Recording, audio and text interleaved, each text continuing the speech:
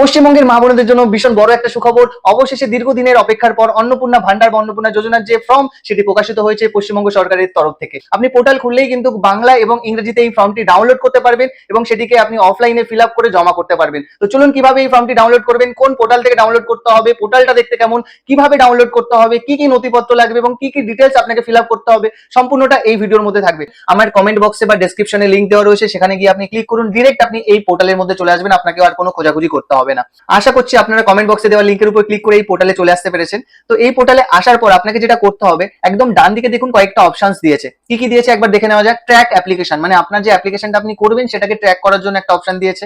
তারপরেই দিয়েছে ডাউনলোড অন্নপূর্ণা যোজনা form English, এবং তার নিচে দেওয়া আছে ডাউনলোড অন্নপূর্ণা যোজনা ফর্ম বাংলা। তো আপনার যদি মনে হয় বাংলাতে আপনি কমফোর্টেবল, তাহলে বাংলাতে ফিল আপ করবেন, তাহলে আপনি বাংলা ফর্মটা ডাউনলোড করতে পারেন। যদি আপনি ইংলিশে কমফোর্টেবল থাকেন তাহলে আপনি ইংরেজি ফর্মটা ফিল আপ করতে পারেন।